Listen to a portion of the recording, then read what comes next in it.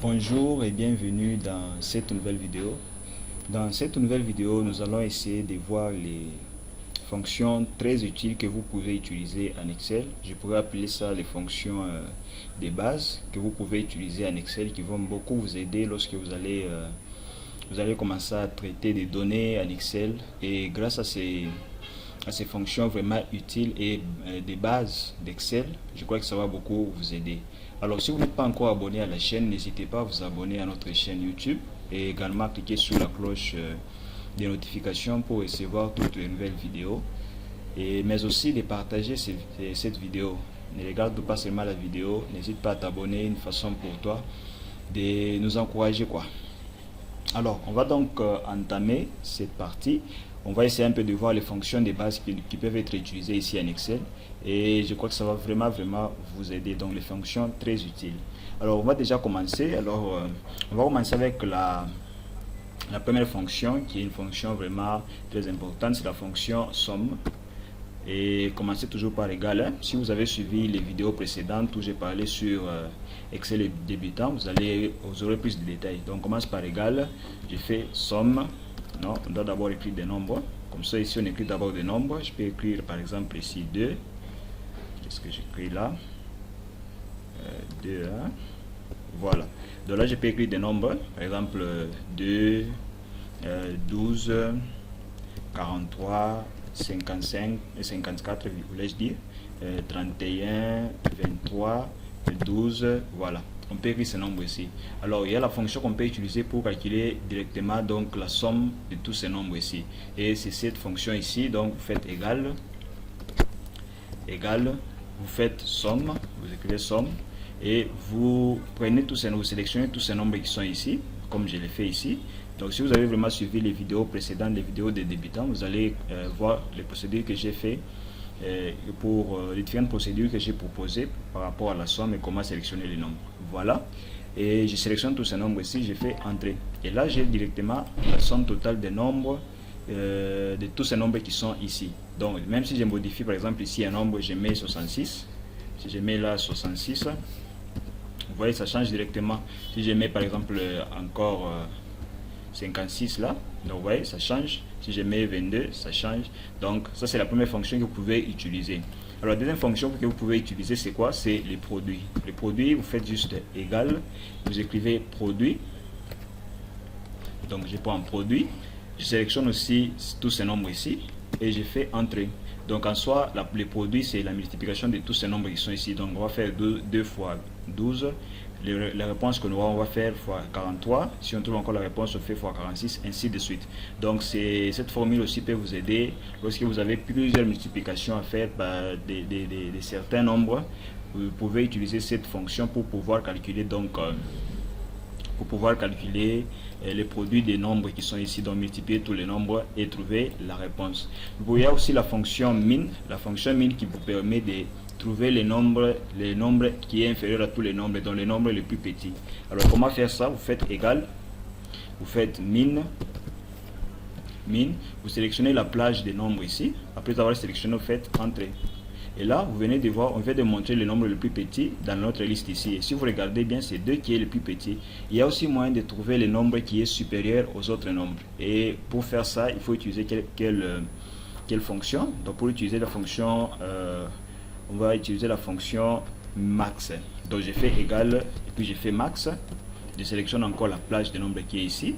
Après avoir sélectionné, j'ai fait quoi? J'ai fait entrer. Et là, le nombre qui est supérieur à tous les nombres, donc le nombre le plus grand dans cette liste ici, c'est 66.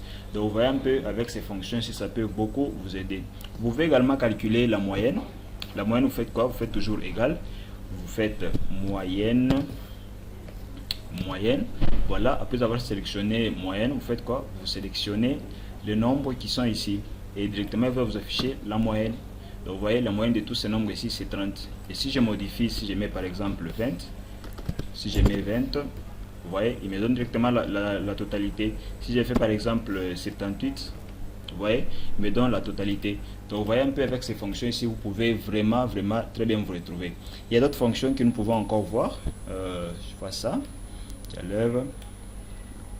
C'est la fonction aujourd'hui. La fonction aujourd'hui vous permet donc de vous donner de vous donner la date du jour, donc la date d'aujourd'hui. Comme vous voyez ici chez moi, donc on est, attendez, je vous montre la date d'aujourd'hui. Donc si vous regardez ici chez moi, nous sommes mardi le 12 novembre, au moment où je tourne la vidéo ici.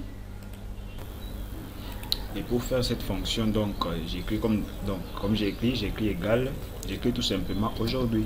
Comme on a toujours écrit, j'écris aujourd'hui et je ne mets aucun argument. Je ferme la parenthèse, je fais entrée. De là, il va vous afficher la date. Je vous écris donc la date d'aujourd'hui, le jour où on est. Alors avec cette fonction, vous pouvez aussi l'utiliser pour commencer par exemple à savoir la date d'aujourd'hui. Il va commencer à vous écrire exactement la date qui est sur votre machine. Donc avec cette fonction aussi, vous pouvez l'utiliser. Elle peut également vous aider. Il y a la fonction maintenant. La fonction maintenant lui vous permet d'afficher et la date et l'heure où on est actuellement. Alors ici chez moi, donc je reviens encore ici au coin. Je vais vous montrer donc. Ici vous voyez, on est 13h48 48 minutes 49 secondes. Bon, les secondes avancent. Alors je peux dire, donc si je mets maintenant, il va m'afficher je crois 13h49 parce que déjà on va atteindre 13h49 bientôt là, voilà. Alors donc la fonction là, j'écris, il suffit d'écrire comme on écrit en français maintenant. Je mets aussi aucun argument, je fais entrer.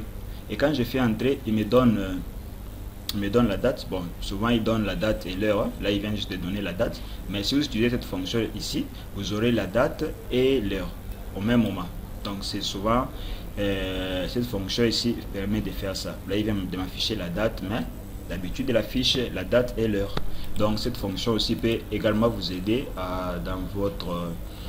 dans les données que vous êtes en train de saisir en Excel, ça va aussi vous aider. Alors, il y a d'autres fonctions que nous pouvons utiliser, ce sont les fonctions NB, donc les fonctions notez bien. Et là, on va essayer de voir juste trois fonctions. Vous allez voir leur utilité. Alors, je vais commencer avec NB tout court, comme il est là.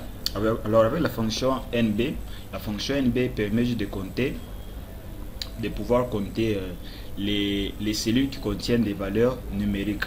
Donc, s'il y a du texte, il ne va pas compter. Je vais vous montrer. Mettons par exemple ici des nombres. Mettons des nombres.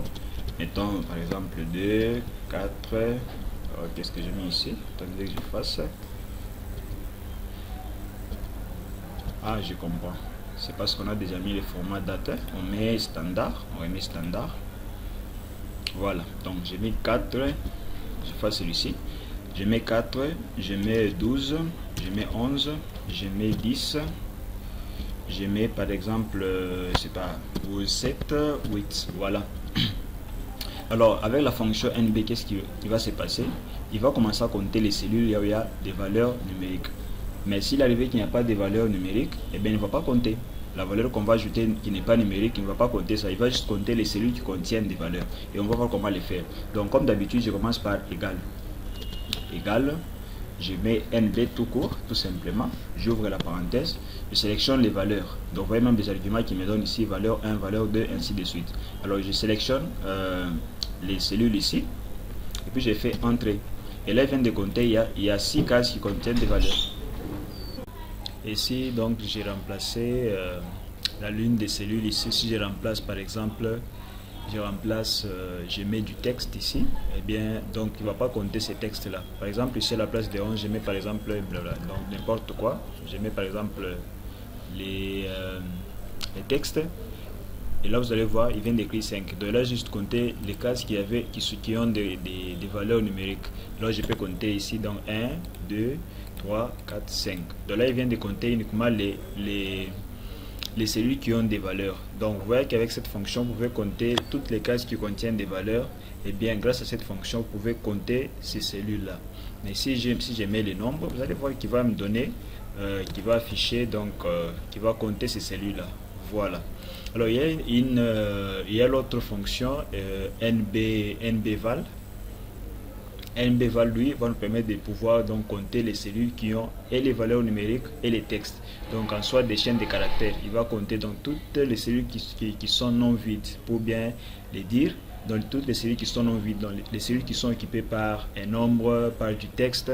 Grâce à cette fonction ici, NBVal, on pourra compter ces cellules-là, contrairement à NB, lui qui ne compte que les valeurs numériques dans les cellules. Alors, comment est-ce qu'on va l'utiliser? Donc, on va juste égal. égal, j'écris NB val. Attention, il ne faudrait pas mettre virgule entre NB et val. Donc c'est relié, il n'y a pas de virgule, il n'y a pas d'espace, c'est relié en un mot. Donc là aussi j'ai fait quoi? J'ai choisi juste les cases où les cases que je vais compter qui ne sont pas vides. Et là j'ai fait entrée. Voilà. Donc ici, si par exemple j'efface ici, il ne va pas compter la case là. Parce que la case ici n'est pas occupée. Donc, il n'est pas occupé. Mais lui compte les cellules qui sont occupées. Ici, si je mets même du texte, il va compter cette cellule-là, contrairement à la précédente fonction que nous avons vue.